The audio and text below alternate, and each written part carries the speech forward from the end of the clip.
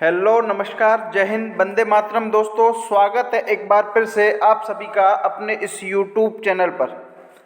साथियों, रीट पात्रता परीक्षा 2025 जिसका एग्ज़ाम आपका हो चुका है और आशा और उम्मीद करता हूं कि आपका ये एग्ज़ाम बहुत शानदार और ज़बरदस्त लेवल का रहा होगा। कैसा प्रश्न पत्र आया था वो आप एक बार वीडियो के लास्ट में कमेंट करके ज़रूर बताना। और प्रश्न पत्र इस बार आपको दिया नहीं है दोस्तों, तो अनुमानित तौर पर आपके बताए हुए जो क्वेश्चंस देखे थे उनके आधार पर लगभग प्रश्न पत्र था वो ठीक ठाक था। देखिए, अब आप रीट पात्रता परीक्षा के बाद जो आपका मुख्य एग्जाम होगा 3rd ग्रेड मुख्य भर्ती परीक्षा, उसके लिए अपन आज से क्लासें स्टार्ट कर रहे हैं दोस्तों। और आप सभी को पता है साथियों कि राजस्थान जो मुख्य भर्ती परीक्षा रीट 3rd ग्रेड है उसमें राजस्थान जीके का वेटेज बहुत ज़्यादा है। और राजस्थान जीके का वेटेज ज़्यादा होने के साथ साथ हम राजस्थान जीके की क्लासें अभी स्टार्ट कर रहे हैं। जैसे जैसे धीरे धीरे समय आता चलेगा वैसे वैसे लगभग सभी सब्जेक्टों की क्लासें हम शुरू कर देंगे। तो आज से हम पुनः 3rd ग्रेड भर्ती परीक्षा के लिए राजस्थान जीके के क्वेश्चंस लेकर के आया हूं, जिसमें टॉप 20 अति महत्वपूर्ण प्रश्न रहेंगे जो कि आपके राजस्थान के भूगोल से रहेंगे, इतिहास से रहेंगे, कला संस्कृति से रहेंगे। सभी से समावेश रहेगा दोस्तों, चाहे आप लेवल 1 के हो चाहे आप लेवल 2 के हो, दोनों लेवल के सभी साथियों के लिए ये क्लास इंपॉर्टेंट है। बस आपको क्लास को ध्यान से पूरा देख के जाना है। लास्ट में कमेंट करके बताना कि क्लास कैसी लगी, कितने प्रश्न सही किए और आपका जो रीट पात्रता परीक्षा का एग्जाम हुआ था वो कैसा रहा था। ठीक है ना, कमेंट करके जरूर बताना दोस्तों। बार बार परीक्षा में आए हुए प्रश्न आपको इस क्लास में देखने को मिलेंगे और लास्ट तक देखोगे ना तब पता चलेगा कि आपको क्लास कैसी रही। लगभग अपनी क्लासों से काफ़ी सारे प्रश्न आपकी रीट पात्रता परीक्षा में आए थे जो कि आपकी स्मृति आधारित प्रश्न देखे थे। उसमें से देखना लगभग आपकी 15 मार्च तक आपका प्रश्न पत्र और आंसर की दोनों अपलोड करने की संभावना देखने को मिल रही है। जैसे ही आपका प्रश्न पत्र अपलोड होता है हम उसको सॉल्व करा दिया जाएगा। नवीनतम पैटर्न पर आधारित क्लास रहेगी दोस्तों, ध्यान रखिए। शुरू करते हैं। क्लास का पहला प्रश्न आपके सामने रहेगा। जितने भी साथी जुड़ रहे हैं सभी का स्वागत है। नमस्कार, जय हिंद, वंदे मातरम, राधे राधे, खम्मा गणी। साथियों जुड़ जाइए सभी।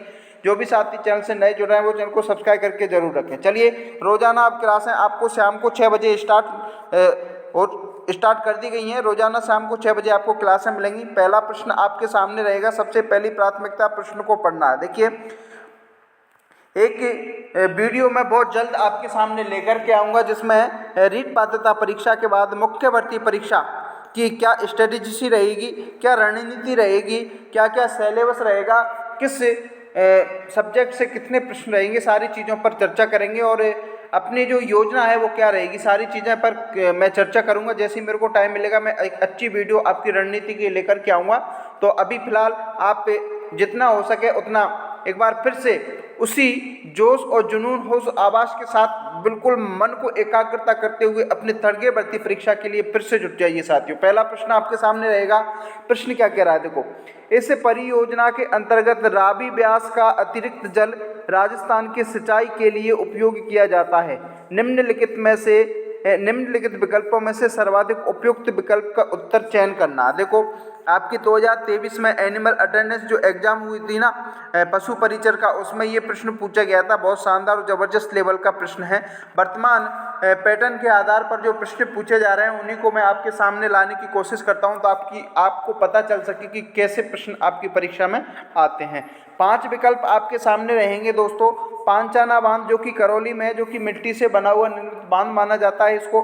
गांधी सागर बांध आपके एमपी में है, चंबल नदी पर है। 4 बांध बने हुए हैं, काफ़ी सारे इस चीज़ को मैंने बताया है।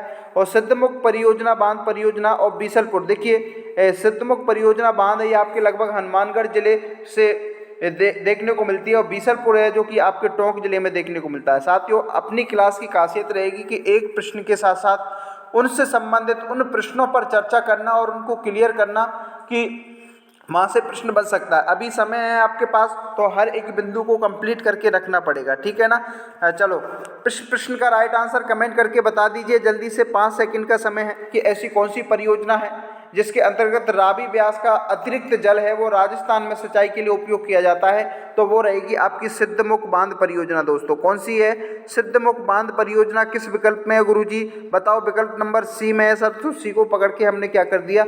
लॉक कर दिया। अब जितने भी साथी सी को लॉक कर रहे हैं वो सभी सही रहेंगे।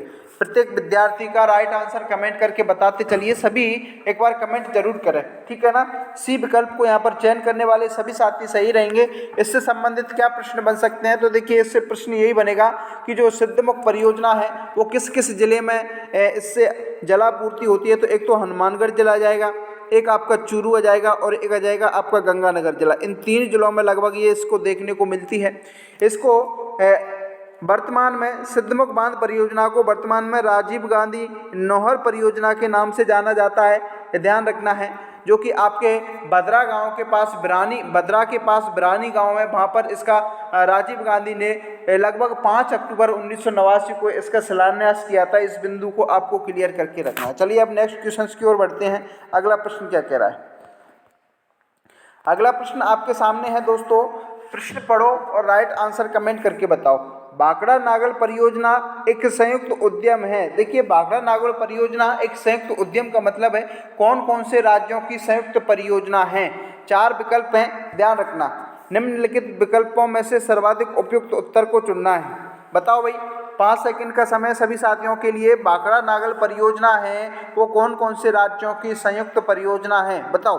भाखड़ा नागल परियोजना की अगर अपन बात करें दोस्तों तो ये एक तो आ जाती है आपके पंजाब की, एक आ जाती है आपके हरियाणा की। कौन से की? पंजाब के साथ साथ कौन सा आ जाएगा? हरियाणा आ जाएगा, और हरियाणा के साथ साथ अपना राजस्थान है। यानी कि 3 राज्य हैं, उनकी संयुक्त परियोजना मानी जाती है। विकल्पों में जाके देख लीजिए कि पंजाब, हरियाणा, राजस्थान विकल्प नंबर किस में है? बी में है। तो बी को हमने क्या कर दिया? लॉक कर दिया। अब इस प्रकार से प्रश्नों को ऐसे हल करोगे तो आपको किसी प्रकार की दिक्कत नहीं आएगी साथियों। नेक्स्ट क्वेश्चन की ओर बढ़ते हैं। अगला प्रश्न क्या है? बीसलपुर बांध परियोजना जो कि आपके टोंक जिले में है, कौन कौन सी नदियों के संगम पर बना हुआ है? यहाँ पर एक त्रिवेणी संगम है। अब बताओ वो कौन कौन सी नदियों द्वारा त्रिवेणी संगम बनाया जाता है? बताओ, कमेंट करके बताओ जल्दी से। तो देखिए साथियों, बीसलपुर बांध परियोजना टोंक जिले में टोडा रायसिंह कस्बा पड़ता है, उसके टोडा रायसिंह कस्बा टोंक जिले में पड़ता है, वहाँ पर बना हुआ है। और बीसलपुर बांध परियोजना की जो 3 नदियाँ हैं वो 3 नदियों का संगम कौन कौन सा है? वो है, एक तो आती है आपकी बनास नदी, एक आती है आपकी खारी नदी और एक आती है आपकी डाई नदी। राजमहल टोंक में संबंध देखने को मिल जाएगा बनास, खारी, डाई। देख लो, बनास, डाई, खारी बी विकल्प में है, तो बी विकल्प इस क्वेश्चन का राइट आंसर हो जाएगा। ऐसे प्रश्नों को हल करो। अगला प्रश्न देखो। अगला प्रश्न क्या कह रहा है? राजस्थान में कौन सा पठार है वो कुंभलगढ़ और गोगुंदा के मध्य स्थित है? देखिए कुंभलगढ़ और गोगुंदा के मध्य जो पठार है वो कौन सा स्थित है? मारवाड़ का, मेवात का, हाड़ौती का, भौराट का? जल्दी से फटाक से राइट आंसर छाप दीजिए कमेंट में जल्दी से। जितने भी साथी जुड़े हैं सभी का स्वागत है साथियों। शेयर कर दीजिए एक बार अपने दोस्तों को। और जो साथी राजस्थान चतुर्थ श्रेणी भर्ती की तैयारी कर रहे हैं उनके लिए भी क्लास इंपॉर्टेंट है। चतुर्थ श्रेणी कर्मचारी भर्ती वाले भी इन क्लासों को देख सकते हैं, क्योंकि राजस्थान जीके एक ऐसा सब्जेक्ट है जो लगभग राजस्थान के हर कंपटीशन एग्जाम में प्रश्न पूछे जाते हैं, ठीक है ना। तो राजस्थान में जो कुंभलगढ़ और गोगुंदा के मध्य का जो पठार है उसको हम भौराट के पठार से नाम से जानेंगे दोस्तों। कौन सा पठार? भौराट का पठार। किस विकल्प में है? डी विकल्प में है। तो डी को हमने पकड़ के क्या कर दिया? लॉक कर दिया। अब देखो अगला प्रश्न देखो भाई। अगला प्रश्न की ओर बढ़ते हैं। अगला प्रश्न क्या कह रहा है? राजस्थान की सर्वोच्च पर्वत चोटी कौन सी है? सर्वोच्च यानी कि सबसे ऊंची पर्वत चोटी कौन सी है? ये प्रश्न ने पूछा है। नागपानी, गुरु शिखर, आबू, शेर? जल्दी से राइट आंसर बता दीजिए। राजस्थान की जो सर्वोच्च पर्वत चोटी है वो आपकी आएगी दोस्तों गुरु शिखर। कौन से शिखर आएगा? गुरु शिखर, जो कि आपके राजस्थान के सिरोही जिले में देखने को मिलता है। सिरोही का भी एक माउंट आबू पर्वत है, वहाँ देखने को मिलेगी। इसकी लंबाई, ऊंचाई की बात करें साथियों तो 1722 मीटर इसकी ऊंचाई देखने को मिल जाएगी, ठीक है ना। अगला प्रश्न देखो। बी विकल्प इस क्वेश्चन का राइट आंसर है। अगले प्रश्न की ओर बढ़ो। अगला प्रश्न कह रहा है कि गौड़वाड़ प्रदेश से संबंधित है। बताओ गौड़वाड़ प्रदेश से कौन सा संबंधित रखता है? क्या चंबल बेसिन, बनास बेसिन, लूनी जवाई बेसिन, घग्गर बेसिन? जल्दी से राइट आंसर दीजिए इस क्वेश्चन का राइट आंसर। गौड़वाड़ प्रदेश से संबंधित देखने को मिलेगा दोस्तों लूनी जवाई बेसिन। कौन सा मिलेगा? लूनी जवाई बेसिन, बताओ किस विकल्प में है? सी विकल्प में है। तो सी को पकड़ के हमने क्या कर दिया? लॉक कर दिया। सी को लॉक करने वाले सभी साथी सही रहेंगे, शाबाश, वेरी गुड, सभी का राइट आंसर आना चाहिए। अगला प्रश्न देखो भाई, अगला प्रश्न क्या कह रहा है? निम्नलिखित में से कौन सा पश्चिमी मरुस्थल प्रदेश का उप प्रदेश नहीं है? वेरी वेरी इंपॉर्टेंट क्वेश्चन है साथियों, ध्यान रख लेना, बहुत शानदार प्रश्न है। प्रश्न क्या कह रहा है कि निम्नलिखित में से, किसमें से? निम्नलिखित में से कौन सा है जो पश्चिमी मरुस्थल के उप प्रदेश का भाग नहीं है? आप सभी को पता है साथियों कि हमारा जो राजस्थान है, इस राजस्थान का जो भौतिक विभाजन है वो 4 भागों में भौतिक विभाजन किया है। ध्यान रखना, ये बिंदु आपको याद होना चाहिए। एक तो आता है आपका पश्चिमी मरुस्थल वाला, एक आता है आपका अरावली वाला, एक आता आपका पूर्वी मैदान वाला और एक आता आपका दक्षिण पूर्वी पठार। दक्षिण पूर्वी पठार जिसको हम हाड़ौती प्रदेश के नाम से भी जानते हैं, विद्यन कंगार भूमि के नाम से भी इसको जानते हैं। प्रश्न ये पूछ रहा है कि पश्चिमी मरुस्थल प्रदेश का उपभाग कौन सा नहीं है? तो देखिए, पश्चिमी मरुस्थल को हमने 2 भागों में बांटा है साथियों। कितने भागों में बांटा है? 2 भागों में बांटा है। ध्यान रखना, यहाँ से सारी चीज़ें क्लियर करके बता रहा हूँ, अपने आप राइट आंसर बता दोगे, मैं अभी समझा रहा हूँ। देखो, पश्चिमी मरुस्थल को 2 भागों में बांटा है, एक तो आता है आपका शुष्क मरुस्थल, एक आता है आपका अर्ध शुष्क मरुस्थल। अब अर्ध शुष्क मरुस्थल को भी 2 भाग होते हैं, एक तो टीले युक्त और एक टीले मुक्त। और अर्ध शुष्क मरुस्थल को 4 भागों में बांटा है, एक आता आपका घग्गर का मैदान, एक आता आपका शेखावाटी अंत्य प्रवाह क्षेत्र, एक आता आपका नागौर उच्च भूमि और एक आता आपका लूनी जवाई बेसिन। अब आप विकल्पों की ओर जाइए। विकल्प क्या कह रहा है? मध्य माही बेसिन क्या इस पश्चिमी मरुस्थल का भाग है क्या? बिल्कुल नहीं है साथियों, मध्य माही बेसिन इसका नहीं रहेगा। बाकी अंत्य प्रवाही क्षेत्र बिल्कुल है, लूनी बेसिन है, घग्गर मैदान है, मैंने सारी चीज़ें आपको बताई हैं अभी। तो ए विकल्प इस क्वेश्चन का राइट आंसर होगा। चलो ठीक है गुरुजी, मध्य माही एवं छप्पन का मैदान पश्चिमी मरुस्थल प्रदेश का उप प्रदेश नहीं है, तो फिर कौन सा रहेगा? तो वो रहेगा आपके पूर्वी मैदान वाले जो प्रदेश है ना, उसका उप प्रदेश देखने को मिल जाएगा। तो ए विकल्प जितने भी साथी चयन कर रहे हैं वो सभी सही रहेंगे, शाबाश। अगला प्रश्न की ओर बढ़ो। अगला प्रश्न क्या कह रहा है? देखो,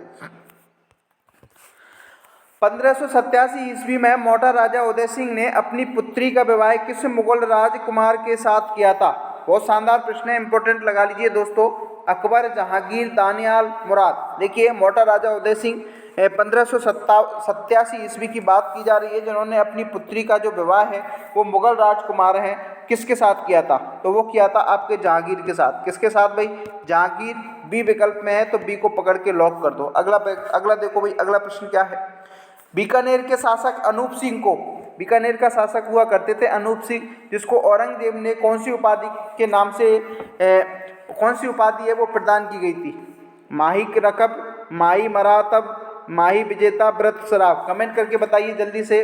तो वो थी आपकी दोस्तों माही मरावत। कौन सी थी? माही मरावत। किस विकल्प में है? बी विकल्प में है, तो बी इस क्वेश्चन का राइट आंसर होगा। अगला देखो,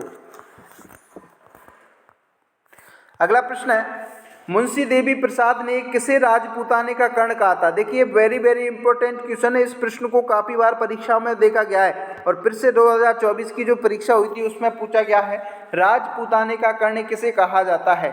देखिए, राजपूताने की कर्ण की बात करें ना, तो हम कहेंगे राय सिंह को। किसको कहेंगे भाई? राय सिंह को। किस विकल्प में है? ए विकल्प में है, तो ए को पकड़ के हमने क्या कर दिया? लॉक कर दिया। अगला देखो भाई, अगला प्रश्न क्या कह रहा है?